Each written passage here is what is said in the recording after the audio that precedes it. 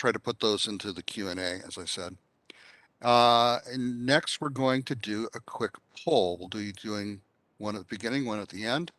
And this first poll is pretty straightforward.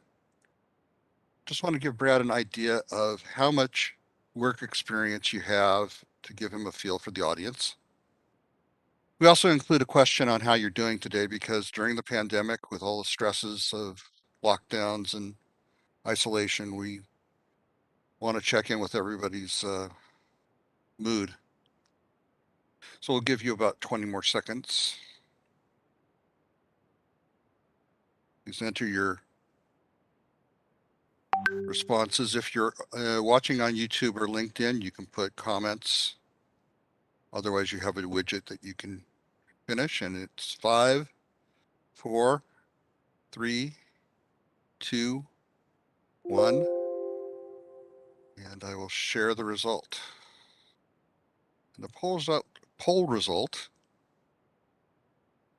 shows that the biggest cohort today, about a third of the audience, are people with more than 10 years of experience. And the rest of the audience is distributed among the other experience levels. So we have a fairly seasoned and experienced audience today, Brad. It's good. That's unusual. And also, it's good to see that most people are doing well. Some people are in the middle. Of the people who could be doing better, we hope that this educational opportunity and what Brad's going to share with you is something that'll help you focus on your future. So with that said, let's go ahead and introduce Brad. As I mentioned, he's the co-founder of AdAlysis. He's an author and speaker, writes columns for Search Engine Land, has written the book Advanced Google AdWords, keynoted and spoken at 125 conferences, and led more than 100 Google Ads seminars. And he is the chair of our pay-per-click digital marketing program at Simplilearn, and we're very pleased to have him here today. Welcome, Brad, and thanks. All right. Thank you, Stuart. So for everyone, today we're going to talk about strategic planning. Now, this is not the sexy topic of quality score. It's not the creative topic of ad testing and ad creation and fun stuff. It at times is a sort of a mundane topic, but it is an incredibly important one. Because what it does is it sets you up for success in accounts. It makes sure that your clients are getting what they want, that your boss is happy, and that everyone's working from the same set of KPIs and information. And so in many ways, it's a lot of background work. If you're a paid search analyst and you sort of look at that strategy position, this is the kind of information which lets you sort of advance in that career towards that strategist. So when we often look at how people set up accounts and talk about things and look at stuff, there's really kind of two groups. There's the group that kind of is the ad hoc way. And they say, hey, Mr. Client, Mrs. Client, what do you do? And they have a little conversation and then they're off and running. And they don't sit back and say, how do we need to measure? What systems need to be integrated? What's this whole thing? Right. And then you got the group that says we should be very strategic about this. As you can guess, being strategic takes a bit more time. Their retention rate and their client happiness is generally much higher. Now, in this conversation, we're just going to say client. And if you're in-house, that's often your boss. It could be a different department. If you're agency, of course, it is a client. It's the easy way to use one word for sort of everything. We're also going to have a couple handouts for this. So there's sort of a sample strategic documentation and a sample marketing plan that is written for Acme Plumbing, sort of an example company that will give you an idea of layouts and things and how stuff sort of moves forwards, as well as a lot of questions to talk about with your company and your clients as you sort of walk through this exercise. So everything starts with, of course, an interview with the client themselves. And initially, right, what we want to get is this overall basic understanding of the business, right? Their description, their services and products, so forth. And why we really want to look at the business aspect here is that a lot of companies are actually do multiple things. So for instance, I lived in Chicago for a while, and if you're a roofer in Chicago, repair, fix roofs, whatnot, you can't do it in the wintertime, right? Because it's just too cold, it's too windy, so forth. So that same company becomes basement refinishers in the wintertime, right? So there's summer roofers, winter refinishers. And that's where understanding just how the business kind of makes money is a really important question. So you'll often hear people say, we just want some more leads. But no one wants leads, right? They want qualified leads, they want marketing qualified leads. But again, in the end, it's how do you make money? And by understanding the money flow, right, it lets you understand, okay, this is the type of tracking we need to put into place. This is how you're going to ultimately judge us on certain things. And then we want priority orders. If they sell 1,000 products, they have 20 services, there's probably some they prioritize, right? So you're making sure you're on the same page with the client. And then what is their budget, right? And is it flexible? This is so important because if a company says, yeah, we have a $10,000 a month budget. Well, what happens if suddenly there's a boom in their business? Can they be flexible on it? Or do they say, here, our annual budget's $1 million, but it's okay to spend a lot less in the beginning and spend more in the end, right? So you can be flexible month to month. So what does that look like? Because can you take advantage of opportunities? And do they do a strict, this is our monthly budget, which means you have to be very careful with budget allocation? Are they more flexible with it? Right? These are these overall questions that kind of frame the other conversations that are happening. And once we have this, we want to learn from them, right? There's a lot, clients have a lot of information, a lot of good stuff. Yet maybe they've not managed paid search, they did a terrible job. Doesn't mean they don't understand their business. So, what did they do before? Was it successful? What was not successful, right? Avoid some pitfalls. What's their just overall SWOT analysis, right? Their strength, weakness, opportunity, threat analysis for their own business. They know this for the competitors.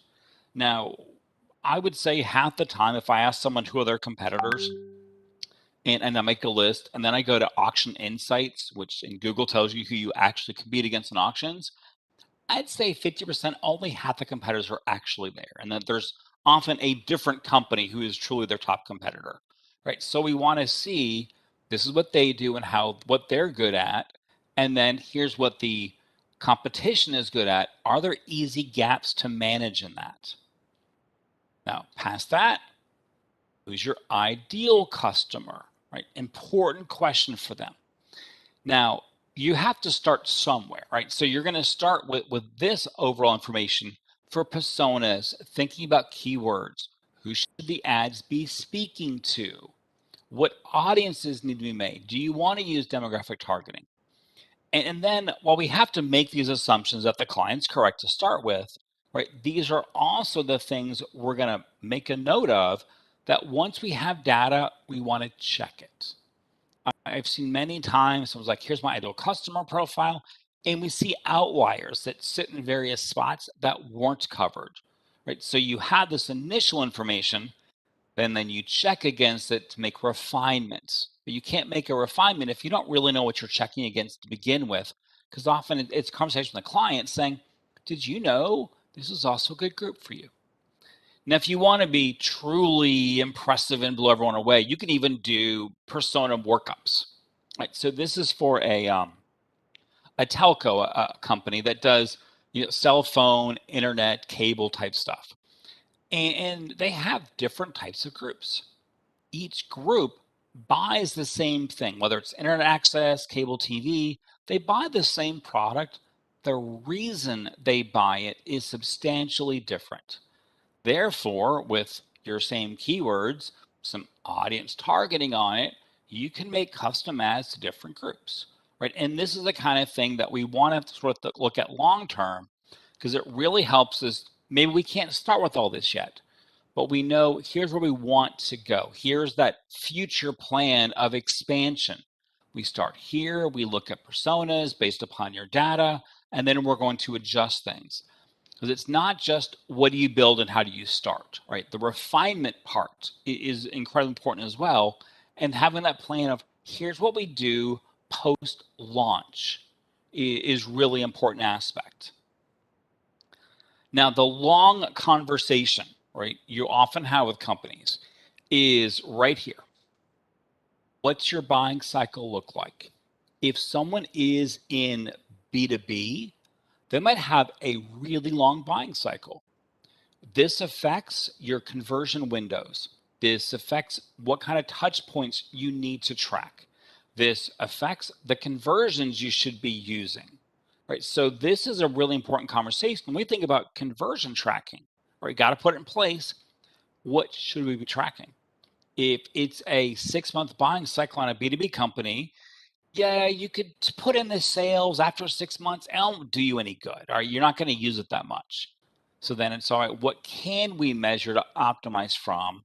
And then how do we make the steps we can do in reasonable timeframes better over time? Right. So this will also start to tell us: do we need to do multi-systems integration? Do we not need to worry about that? Does the buying cycle change by device? It's still really common for people to research on a phone, buy in a computer, right? Especially if you get into configuration options and some more advanced things, right? They make their notes on phones, but that's not where the buy comes from. And then, does the buying cycle change by different products or services? So this will be a while, and you're starting to understand the technical aspect. You also have to understand their resource constraints.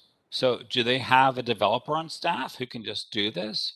Are you going to have to give them more instructions on how to combine some systems together? If so, is that part of your, either it's SLA or your contract that you're not just managing, but you're doing some dev stuff for landing page work or whatnot in that? Because one of the fears of agencies especially is scope creep, right? Where someone says, yeah, we only need you to run our marketing campaigns. And then you're like, all right, well, we'll run your marketing campaigns. Here's a contract and it's signed. And suddenly they're like, oh yeah, we don't track that. And you're like, okay, you need to install phone call tracking. Well, how do we do that? All right, so here's how we have vendor conversations and the technology used. Well, can you do that for us?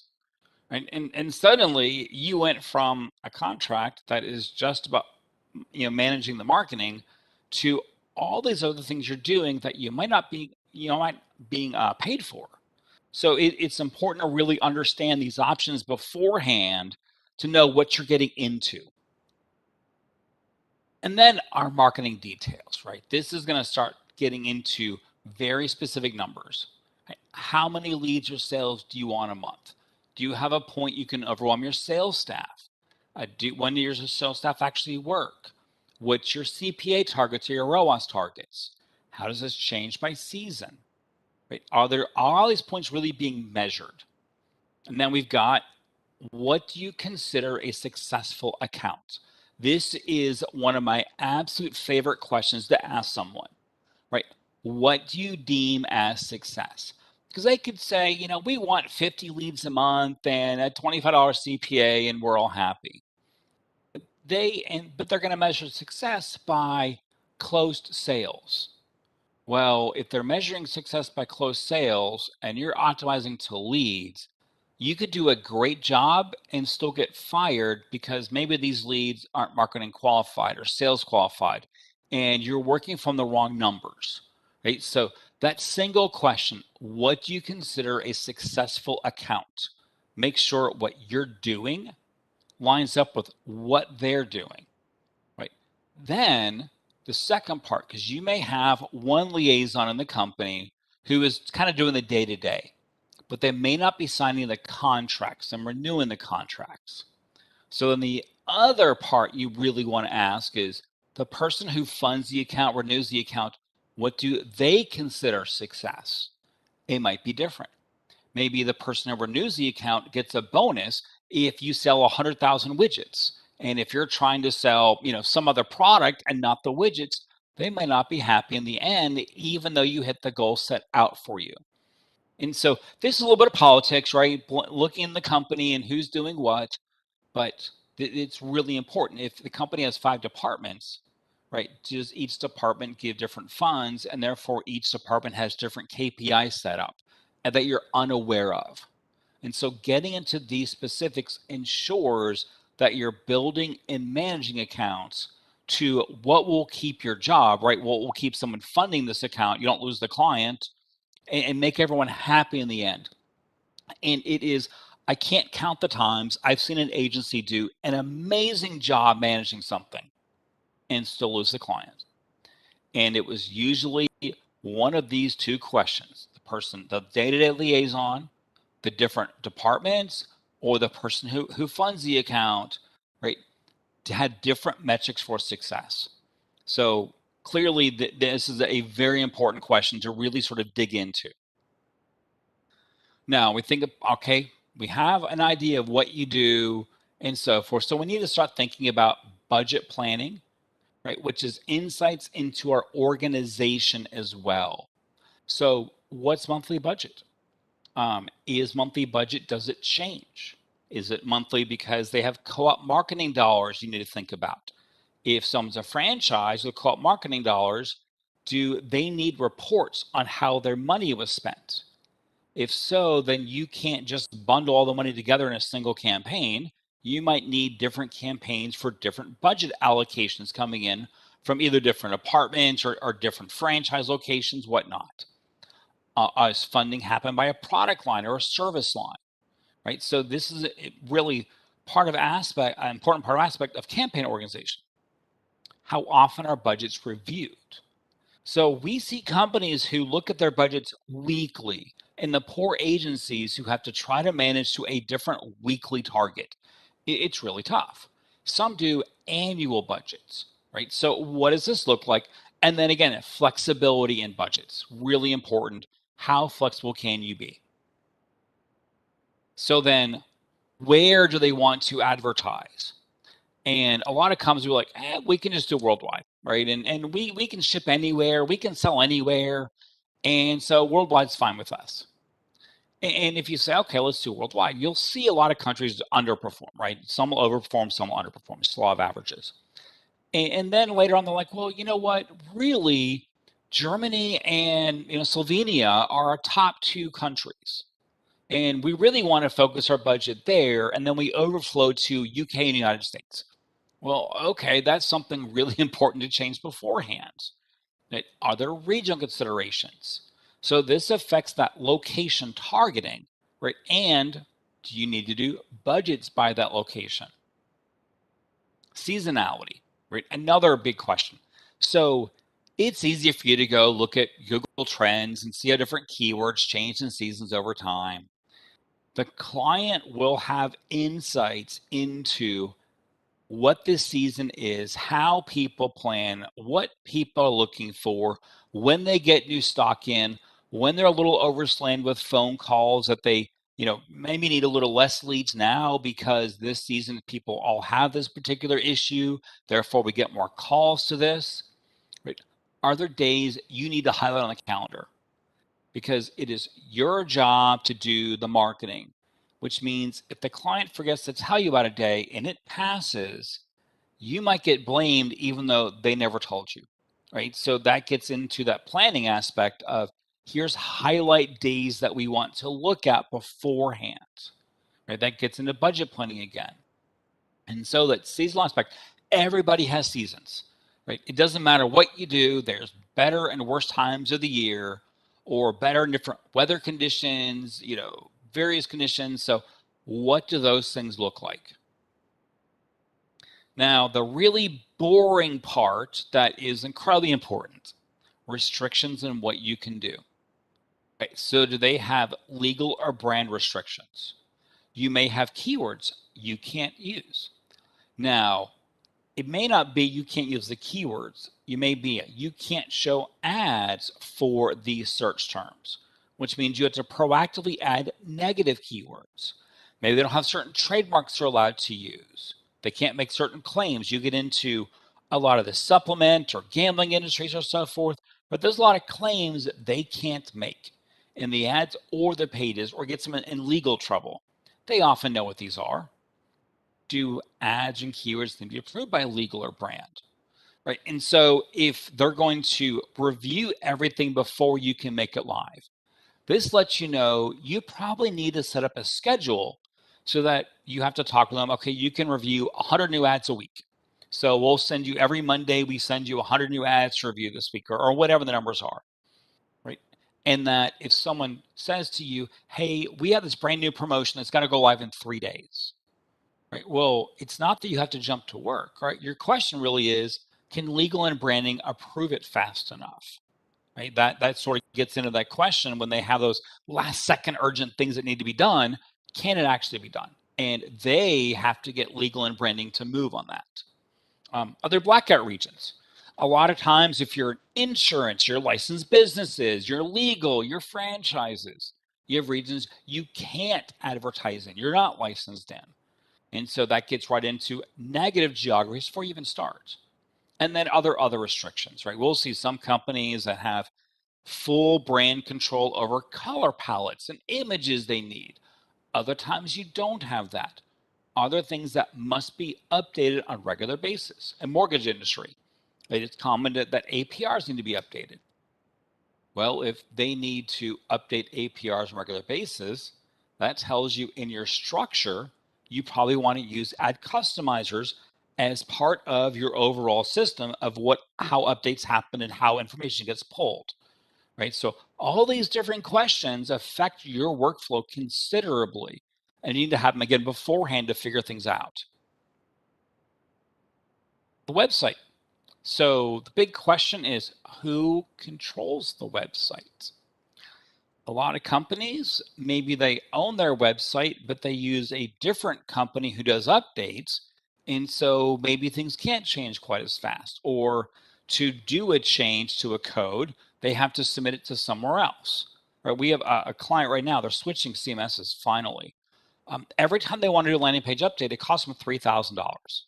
So if you're like, hey, we want to make a slight tweak to the conversion code to also pull in these additional SKU values, their first question is it worth $3,000?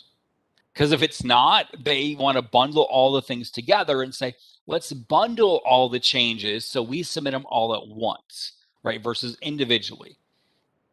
If it's landing page testing, again, are you doing it? Are you going to use Unbounce or some third-party platform to make pages, right? So that tells you, again, are you getting paid to do that? Right? Can they make microsites? We see some companies, we need a new page. They can pop one up in a day and they're good to go. They're super fast. And then same for graphics. If someone wants video advertising, who makes video? Now, another question, right, is if they're doing TV commercials, well, that's already video that exists for you to use in YouTube and campaign advertising. Therefore, that's a good upsell for you to say, you know what, you've already got the assets made. Let's repurpose them elsewhere. And so understanding how things get created and again, timeframes. Right now, you got to keep them happy on a month-to-month basis, right? So how often are reports created? And these are things you want to set boundaries beforehand. How often do they make? How often are reports made? What should be in the reports? How often do you want to talk to them? So if you have a company who wants to talk to you every single day, are they paying for it? Right? Is this affecting your workflow? It's common to have some companies like, yeah, monthly reports are fine. And then later on, it's like, but we really want weekly reports for this product line. Changes your workflow. Now, if you use something like a data studio where reports are just auto refreshed, they can run reports on demand, right? So you've made it so they have the data they need. They can get it without even asking you. And so sometimes you're looking at solutions to unburden your time. If you're doing trending, is it month over month, year over year, both? Right. Now, when do budgets and goals get re-examined? So if you make reports, right, which are based upon how your day-to-day liaison makes KPIs and considers successful account, you have reports. Often they get shorter, right, as you go up the ladder in the company for the person who funds the account, right? So that is the reports that they see. Now, if they change how they're doing KPIs, they change what they want to look at. How often do you sit down and say, should we re-examine goals or a tech conversation? How often do they re-examine their tech stack? I was running a company a year and a half ago or so, and they really wanted to get more into audiences, and it was a big thing that on their mind they wanted to do. And their problem was they had put in a ticket about a year earlier to their IT team to get their Adobe Audience Manager data integrated into their paid search data. And so, I was like, all right, well, let's just have a meeting with the IT team, get an update, see how this goes, and how we can do stuff. And so we sat down with the marketing stack team, and they're like, yeah, we finished Adobe 6 months ago. You've had that information. No one knew, right? I mean, this is a giant company. They've had data for like 6 months that they didn't even know existed. So it's not, sometimes you are going to ask questions that you have to push a little bit because they may have gotten it done and don't even know internally this is done. The bigger the company, the more likely that is to happen. Right? So then we say, okay, we need a marketing plan. We have all this background stuff. We need a marketing plan. So marketing plan is usually anywhere from 5-6 pages to sometimes 100 plus. It starts with a brief, right? This brief is just their name, business type, goals, goal measurement, so that everyone takes a quick look at the top of this. Don't expect the CEO to read your marketing plan, right? But your CMO may glance at the brief and then go, well, that's not how I want to measure goals, right? So you want to put some of those really important KPI things very top so everyone can see it. And that's, if they only glance at half a page, that's what they look at so they can say, this is what needs to be changed. Now we think about our build, right? So we want to think through what bidding technology are we going to use? Right? That's a really important consideration. Are we going to use Google's? Are we going to use a third party? Do we want to use automation? Do we want to start manual move to automation? What does it look like? Right? Geography. Do we need to consolidate conversions because we want to use Google's bid tech? Right? And then what match types do we use? Google keeps changing match types. What are you going to use in the account? Right. And this again is where you're going to have those conversations of here's the overall keywords you want to use, the match types we're using, what this build looks like, what's the ad, what do the ads look like, reporting, and then you have your launch versus future, and this is common for both search and display. So I really like with big accounts to lay out spreadsheets. I'm going to show an example on the next slide.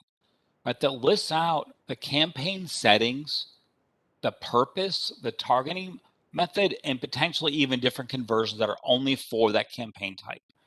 Right? Then we're going to list out the ad groups, right? Here's the ad groups we want in each campaign. Now, in some cases, you're going to do this in Google directly. You may not include every ad group in your marketing plan, right? Sometimes that grows exponentially. So you might just have things of, here's how we're going to make the ad groups for these particular sets. Right? Same with ad types. And then landing page updates, especially if they're e-commerce, things go in and out of stock. What's your feedback loop for those ad groups so that you know that these ads need to be paused now or they can be resumed? Ad extension usage, your bid and budget, your reach, and then measurement. And so we'll often have like a spreadsheet. It could be really big for some accounts. And it's really just here's our name, right? Here's our budget, location, languages, networks, etc. Now, campaign names, if it's a small account, it's for you. If they're coordinating or you're coordinating, Google and Microsoft and various DSPs and so forth across multiple product lines, you often will have a naming convention key. And you might have some crazy names, but it's really so someone knows this is product A in region A on Google Ads for these campaign types, and here's goals, etc. So someone can glance at any campaign name for any advertising campaign they're running and understand what it does. Right. And so often we sort of start with the typical campaign settings, and then you're just going to add purpose and notes.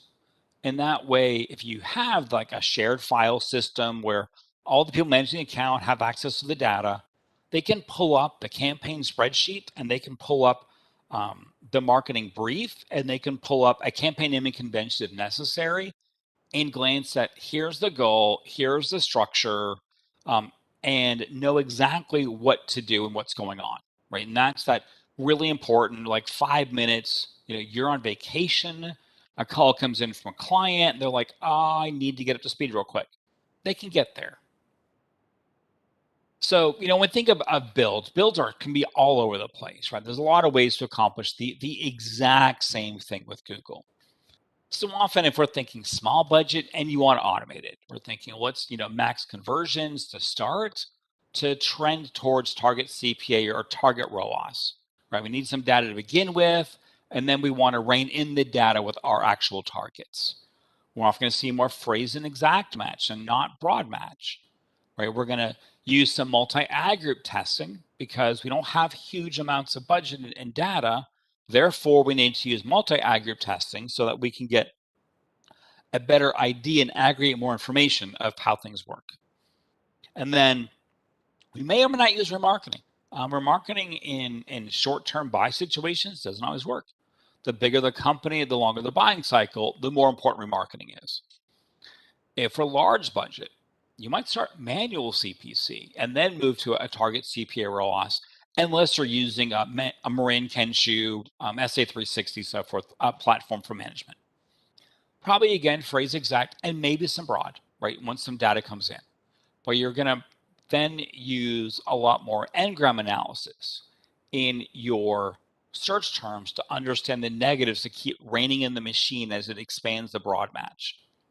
And then you're like, oh, we're going to start with remarketing, and then we'll, in the future, right, we'll do some more audience targeting, maybe some discovery campaigns, etc. Use multi-ad testing, non-brand, single for brand, right? And these are just some easy ways to sort of start based on budget size of where you want to go. And everyone's going to be a little different. And so in cases, maybe even diagram them out so everyone can understand it, right? So we have brand, it's impression share bidding because our goal is 95% impression share. Then we have our top of funnel keywords. We're going to bid, max clicks to start. We're going to move to target CPA, but we're going to use a custom conversion only for those campaigns where a conversion is a 1-minute visitor. So we're doing target CPA, top of funnel for engaged users. Bottom funnel adds CPA ROAS. And then you've got your volatile, your experimental terms. Could be manual, could be some other or the automated, right? And so diagramming can be useful because counts can get pretty complicated as you start moving cross channels and moving cross markets. And so this is where that spreadsheet or diagram can help you understand what's going on. You can layer in, budget notes or changes that, at the same time, just to have that central data communication place. Now, before we launch, right, this is still planning phases. So before we launch still, integration considerations. So maybe someone wants to launch in a week, but they want to use their CRM data. So if their CRM isn't Salesforce with a direct plugin back to Google Ads, you might need to do offline exports to put in the conversion data into Google Ads. Therefore, you need that conversation of, well, we could launch in a week, but we won't have conversion tracking unless you do X, Y, and Z first. And make sure everyone knows all the pieces that must be integrated. What to use for reporting, conversion tracking. So integration is really key, especially if someone is using Adobe Audience Manager and Adobe Analytics, but they're using SA360 for bid purposes, and they're using third-party feed management for their stock stuff. That's a lot of different things that need to talk to each other correctly. So you might even have sort of just a stack diagram showing here's how the tech stack works in this particular account. Because if you do all these integrations and then a year later, someone's like, hey, yeah, we're moving from Adobe Analytics to Google Ads Analytics or Google Analytics. What do we need to do? And you haven't looked at this in a year. And you're like, okay, we have Google Tag Manager and we have direct integrations. Where was this thing connected? right? So that can sometimes lead people to try to figure this out, or you left the company and someone else is trying to figure this out. Right? Good luck. And so having just a diagram of tech stack integrations, really useful to understand how it changes. Then we understand our integrations, we have conversion tracking in place, we know what we're going to build, we go build the thing. Right? Now we got to launch it. And that the day of truth, right? You turn start on a campaign, you unpause the campaigns, things go live. And so you want to start saying initially, what is a conversion rate look like? Now you're not going to have data day one for this, right? But that's something you're going to watch that first week pretty closely, just the overall effectiveness.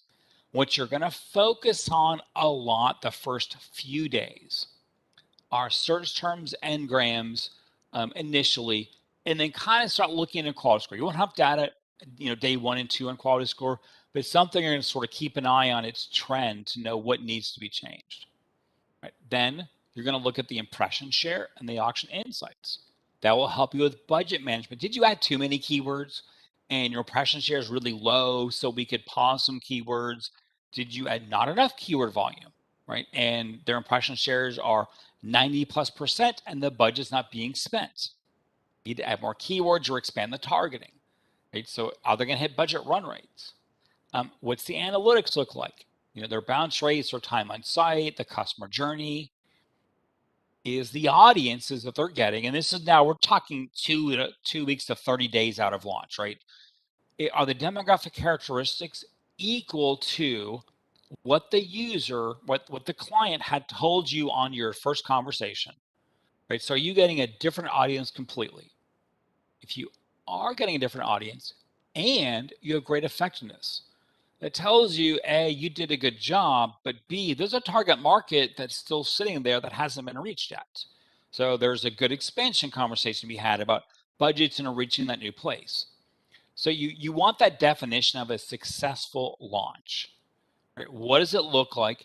And at times, a complicated launch could take 3 months, right? It may not be we hit unpause and we're good to go, right? It may be staggered. Here's our search, then our audience remarketing, then our DSA, and so forth. They may have staggered launch dates. The launch monitoring, right? Initially, we turn it on and we're like, are we getting the search terms we expect to see? If not, we need to adjust keywords or immediately put negatives into place. Right? Are we spending our budget that they expect to spend? Right? If you're way underspending early, that's sort of a warning flag to clients, right? That you can't do this. So are you spending it correctly? Right? And that's that initial launch stuff that you're going to look at some of these way more often the first 30 days than you might later on. I mean, you're still going to obviously look at this later on, but you might not be really staring at someone's data quite as much once things are sort of running in the correct direction, and now you're more steering the machine and taking advantage of new opportunities. We have our future planning. What's next, right? So is it more display? Is it going to be in search? Is it going to be in just refinement of what's actually going on? So people want to know, what do you do for me next, right? What's the next thing you can do? So we often start with sort of like a checklist, right? Is goal tracking in place? Is there analytics? Has the account been built with, these X things done? Double check the campaign settings. Has someone double checked the budget settings, right? Double check the bids, or if you're using smart bidding, are there bid limits set, right? So having just a little checklist of yes, I've looked at it. If there's multiple people on the team, double look at it, have someone else look at it again, and double check mark, because you stare at enough numbers, it's easy to kind of miss something sitting there. Right? And now you got your account launched, and now you have your times of when we do client reports, when we revisit goals, when we look back at success metrics to change things, and how do we expand from there. Now, this transitions us to ongoing management. We did another Simplilearn webinar that has all kinds of stuff on time and tool management to do that overall management. It's a really good video to watch. Previous webinar we did that'll walk through a lot of how to be organized and do the project management and so forth within Google Ads. So to wrap up before some questions, right? Strategic plans They're not sexy. They're not this fun thing. They're tedious work, but they are crucial, right? It gets you insights from the advertiser, helps you understand how success is measured. There's a roadmap of what's created and how to create it. And it shows holes in the tracking, right? What's not being tracked, or everything is being tracked. Right. So then we're really looking back to the goals, the campaigns, the ads, and having that spreadsheet, easy cheat sheet to know what you're doing. And then we do our launch planning, right? Have we double checked everything? And by having a plan, right, shows the client or the boss that they can trust you, right? So when you sit down, you talk to someone, yeah, we can do that. We just create keywords, blah, blah, blah. Right. That tells them you know what you're talking about. But it doesn't mean you can take all that information and make a cohesive thought and strategy from it. In a marketing plan, this shows that you can think through, right, how the advertising should work. And that's an important consideration in trust is, a lot of people know a lot of stuff about paid search, but it's, can you marry all the pieces together in a centralized conversational manner that you can show to someone, here's your document for our launch. Here is your marketing plan we're going to follow. Here's the places we're going to adjust the plan based upon your inputs. Right? And that really shows that you have that strategist level, right? That they can go to and say, hey, we want to do this. What do you think? As opposed to the questions of how do we do this? And there's button pushing or where options sort of sit. But showing these, it's good for career, it's good for clients, it's good for client retention. Good to make your boss happy. All right, so let's see if we have questions on this, comments, interesting things, so forth.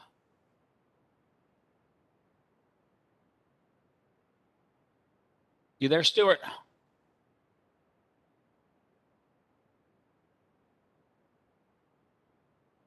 I am here. All right. The unmute button kept bouncing. I understand how that goes. Yeah. So Gary Brown has a question. He says, if you have a number of locations, if you restrict them too much, you'll kill the reach of your campaign. Are your some standard theories or practices that let you optimize without losing reach? That's a great question. So we think of reach, right? We're often not thinking about distance because people don't think in distance. If I ask you, where's the grocery store, right, from your house? You're not going to say it's 2.3 miles. You're going to say it's a 10-minute drive. So number one, it's important to think about how people think about distance, which actually is time and measurement, not distance measurement. Now we need to take that time, change the distance for advertising. But often there may be areas you can expand that it's just important to think about time reach. Two, if you're in a small geography and reaching beyond the geography is going to get you a bigger reach, but they're going to be totally unqualified users, right? So there's two ways to handle that. One, just don't do it. That's option one. That's, clearly, and you may open up your other targeting. You may use a little broad match at times just to expand it. If you're doing manual bidding, and you can only do some manual bidding, what we'll see is that you may have a location and within a mile, your conversion rate's great. Within 5 miles, it drops a little bit. Within 10 miles, it drops some more. That someone will do concentric circles where within a mile are standard bids. And then they draw a second circle off 5 miles away. Well, they do a negative bid adjustment off location and lower bids, by 50%. And then you've got your 10-mile radius, bids a little bit lower. And they'll do concentric circle bidding to be able to still reach further away, but with lower bids because the user a little bit less unqualified. Now, the second way to do it is if you are a bunch of small locations and you're having problems getting words to show, you have all that low volume stuff and you just need more places. And this is a big and you don't do budget by location. The other option is to add every location to one campaign. Then use an ad customizer, and you can use the location ad customizer. Then just add a location feed so that the user will always see that location in the ad itself. And so by adding all the disparate locations to one campaign, you're aggregating more data, which means keywords can now be active, but you're still doing your ad relevance by using ad customizers in the feed itself. Will not work if you need budget by location though. Those are usually the standard. Sometimes people open up the location knowing it won't be as good, expand it. But again, if you're just going to lose money, then that's often not a great answer. So, but that's one of the harder things to deal with in Google is low volume because of a very, very small region you're advertising in. Theodora has an interesting question. She asked, is it detrimental to campaigns to not set a goal? And how does this influence campaign performance? You know what? So there's two ways to look at that question. So when you're creating campaigns, Google asks you for your goal, right? What's the goal of this campaign? There is all that does when you select that is it changes options and stuff Google shows you. So selecting no goal on your campaign creation, right, doesn't affect any performance things whatsoever. When I think of goals, what I'm thinking of is the conversions we're tracking, not the goals we set in the campaign setup settings. So if you're not tracking conversions, of course, it's detrimental because you don't know where your marketing spend is going. But in campaign creation, feel free to select no goal and not go through all Google's hoops and stuff when you're setting those up. Okay. Naveen just has a definitional question. Can you elaborate on what ROAS stands for?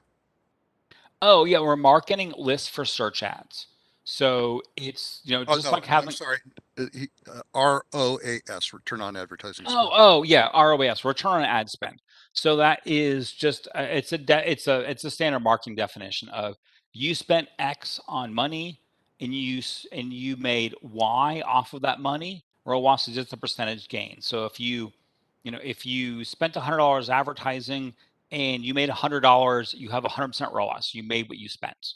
If you made 300, you have a 300% ROAS. You tripled your money. Some people put it not as a percentage, but as an absolute number. The math is the same. Daniel Mantia has a question for B2B. What top of funnel conversion actions might work to help optimize campaigns for clients that have long sales cycles? So you got somebody who's selling a multi-million dollar system that's going to take a lot of approvals and that type of thing. So Number one, white paper download. No question. Number two, a document on how to sell it internally. A lot of times, right, someone wants to do something, but they don't know how to sell it internally. If you walk them through here and even give them at times presentations on how to sell it internally, that's great top of funnel stuff. The white paper is by far the most common for B2B. okay, that's great advice. Um, so let me see. Just scrolled a little bit. Saurav asks, what is the probability of finding a job in the field for someone who's into cloud marketing who is working as a business development manager? What are the job opportunities like out there? Someone in job opportunities for someone in development on cloud stuff. Business development manager in cloud marketing. You know what? I'm not a specialist in that industry, but based upon cloud spend expenditures and the amount that it's doing, there's a massive opportunity right now. You look at just what Microsoft, Dropbox, and Amazon have done from a cloud perspective, and Oracle's in there somewhere in the conversation. And then you look at all the other things that are going on with Snowflake and Planter and stuff. Like there is just unlimited possibility in cloud business development management right now. It's a matter of sales prospecting and laying it out. But the next 5 years we're just going to see more and more cloud stuff popping up of how it goes, and cloud security is probably the next one of the next big frontiers. Great. It's very encouraging. We have a question from our LinkedIn audience. Ramachandra asks, the budget for PPC varies from organization to organization very broadly. So what kinds of ranges are typical, or are there kinds of rules of thumb, percentage of marketing budget or that type of thing? No, there's none, right? I wish there was like, yeah, 20% of marketing budget goes to paid, right? There is zero rules whatsoever of percentage of marketing budget that's spent on paid search. This is going to be a performance look for many companies. We see some companies, paid is their first or second largest channel by money they spend. Others, especially as you do a lot of TV advertising, paid's a smaller percentage, right? Coca-Cola. Paid's not a big part of Coca-Cola strategy, but they're a massive advertiser. But you get into like an Expedia, right? OTAs. Paid is one of their top channels in what they spend money on, way more than other places. And so there's not a great answer because it's a different type of channel. And so many companies are going to have very different allocations to paid versus TV, radio, print, etc. Okay. Surya asks, how do you identify your audience by age cohort, and how do you market differently to different age groups? Is that outside the scope of this discussion, or is that Yeah, something you right. can? No, so if you make it, so first off, if you make in Google and you go to the age section, you're going to see what your current age ranges are and how they're doing, right? And you can add every age range, just add it as an audience. It won't affect your marketing whatsoever. You just get stats. In some countries, you're going to get very little data. In the US, we are roughly 70% of people are with a known age. And so at that point in time, you're now going to say, okay, our age is 90% unknown. We just can't do anything. And then if you have a lot of known, I like to just trend what's my conversion rate by age range. Some cases, it doesn't make a difference. Other cases, it's a huge difference, right? So my favorite example, age, I'll do this in like 30 seconds, then we'll keep going. It was a beauty salon who was like, everyone who comes to us is 18 to 24, end of story. Just don't even bother advertising on their groups. If you do, they're just parents paying for it. And we kept seeing 50 plus converted incredibly well. And we're like, not many, especially 65 plus. We're like, not many 65 plus of 18-year-olds going to school. And it turned out there's a market they completely missed, which was semi-retirees going back to get a beauty school degree to go do part-time work. Right? They missed it. And so there's a lot of ways you can use that, whether it's to test out what they told you, or in some cases, and they wrote different ads, of course, for that group, right? Completely different ads if you it's your career versus second career. And that'll sort of affect your marketing and how you speak to each groups. Yeah. Digitama has an interesting question. So there are tons of dependencies in a corporate structure, from website vendors and video production vendors and everyone inside the company. Um, what advice do you have to streamlining the communications so that this flow goes better and faster? And I take from your laughter that this is something that you wrestle with Yeah, every so single day. I love steering committee. So I've done this 3 times in the past 3 years with public Fortune 100 companies. Is sit down and say, what are the groups that don't talk enough that are dependent upon each other, right? And like so the one it was marketing tech, video, advertising, SEO, legal, and brand. And I'm probably missing a group. And once a month, the steering committee sits down and they say, here's what we're doing, here's what we're doing, exchange information. Hey, marketing says, hey, IT, we're still waiting for this. What's going on? And that person becomes right, the representative internally. So that way it's not all these one-on-one conversations. It is a central representative for marketing in IT. It is a central person in legal for marketing and vice versa. Um, and having that central just here is a committee that is a single representative for those groups, for each one who meets on a regular basis. It could be just once a month, right? And that if you need something from X, you know who to talk to, and they are your advocates in each group. I find it's a tough ask. It takes a bit of wrangling, especially to get legal to spend an hour a week in a marketing meeting. But it is a huge win when it's done. Okay. Tabitha, we don't have time for many more questions, and we have so many here, but I want to pick out a couple, and I apologize to anybody whose question I don't get to, but Tabitha has an interesting question. You worked for a small business recently, and he was just stunned by the higher cost, CTR costs and or the click-through rate, I'm sorry. Yeah. But very low conversions on the landing page. So you get a lot of clicks and very few conversions. And how do small businesses deal with a problem like that so they can actually use Google to generate business? So generally, if you're seeing a lot of clicks and few conversions in an SMB, right, then there's a few different things to look at. One, are the keywords specific enough? I see a lot of times a plumber will use a keyword like, plumber or pipes. Most people searching pipes aren't looking for a plumber to go fix something. So is the targeting itself specific enough? Are the negatives being used, the keywords being used correctly? Number two, does the website work across every device type? Is it mobile phone friendly? Is it desktop friendly?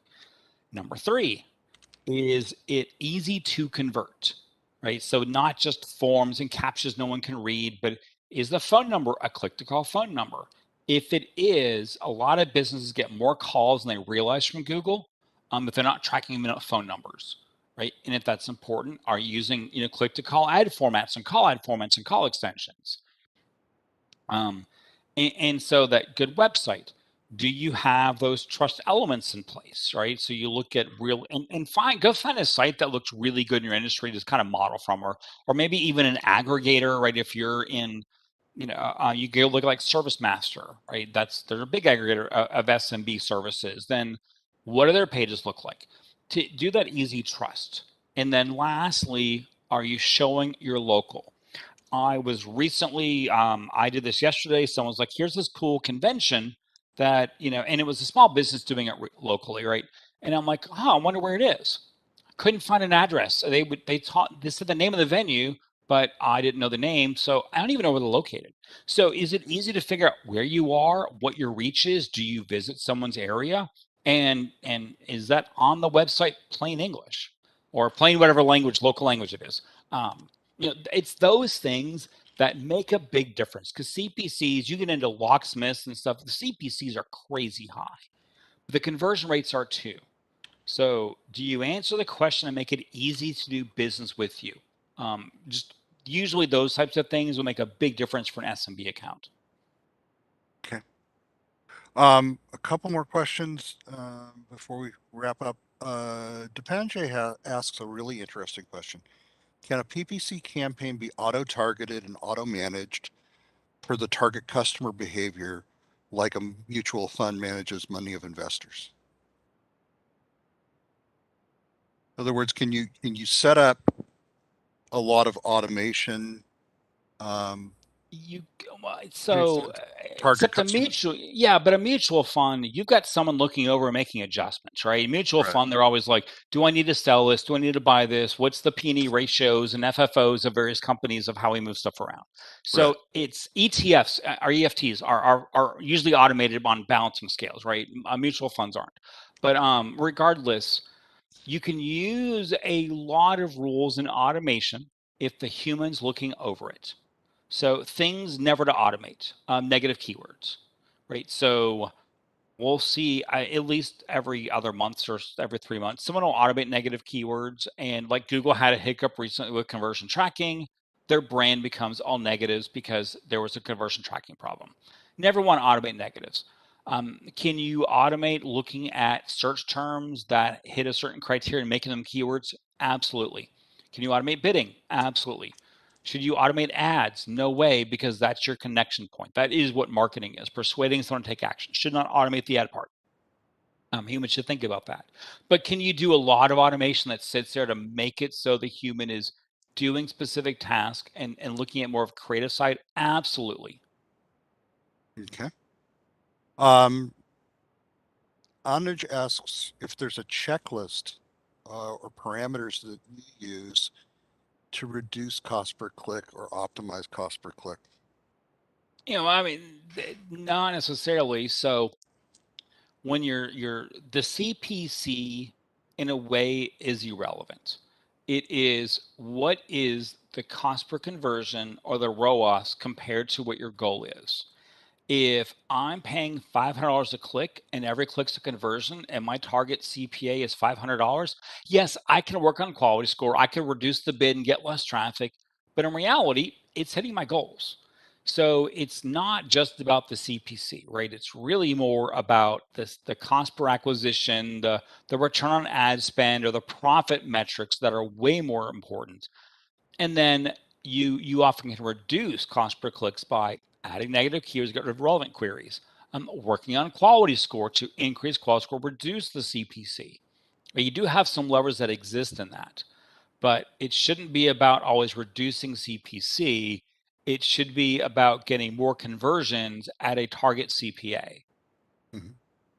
I have one last question before we have to wrap up. Tabasum asks, how do you deal with false clicks or click fraud? Are there products that can help automate that?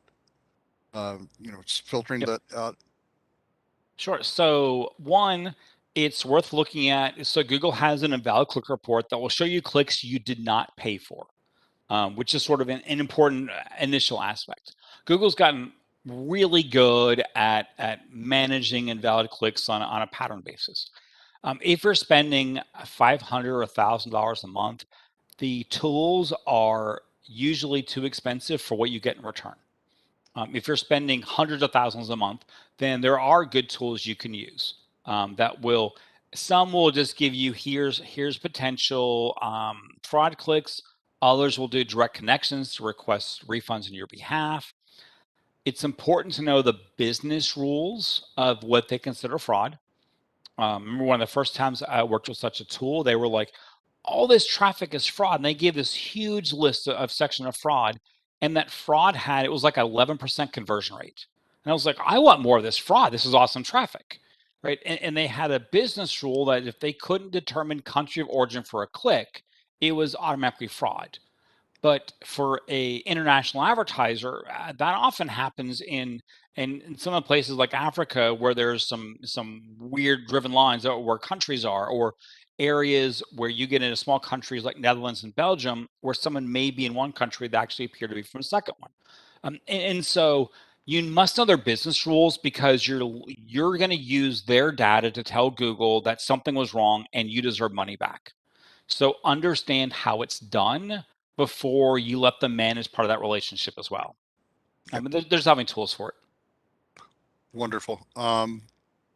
So that's all the time we have for questions and answers. I do apologize for not being able to get to all of them, but we do have a huge number here, and I will pass those on to Brad afterward and see if we can get some things that we can share with the audience in a future follow-up or a future webinar. And we've also got a number of questions. We will be sending out a follow-up email to this webinar. You'll receive it tomorrow, and it will have a link to the recording of this session, as well as a couple of handouts that Brad has prepared to help you with strategic planning. So with that, I want to move on to the second poll, last one of the day. And this asks, what areas of digital marketing are you most interested in learning more about, adding to your repertoire, adding to your toolkit? So we'll take another 30 seconds or so. And the second part of the question is, oh, and I don't have it loaded. I apologize for that.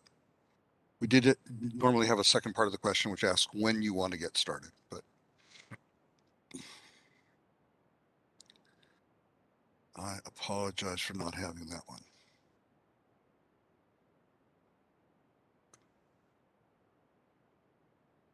Okay, and 3, 2, 1. And results. So SEO and PPC, the plurality, followed by social media, but also website conversion, content marketing, all across the board. And so when we follow up, we'll share with you information about offerings from Simplilearn that help you in all of those areas. And in the meantime, I think that concludes the webinar. So thank you, Brad. Oh, thank you, Stuart, for managing it. We really should add analytics to this poll.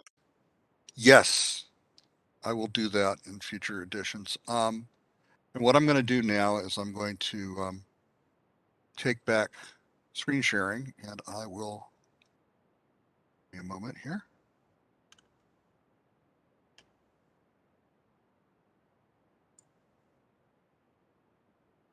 Should I stop screen sharing to make it easier for you to switch over? No, we're okay. I will be able to do that from this side. And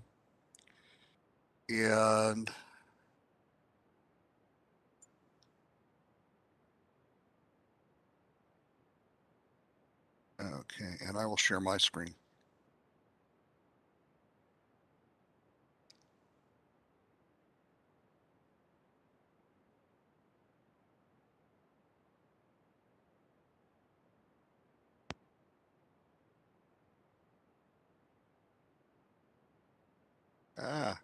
Excuse me for this. There we are.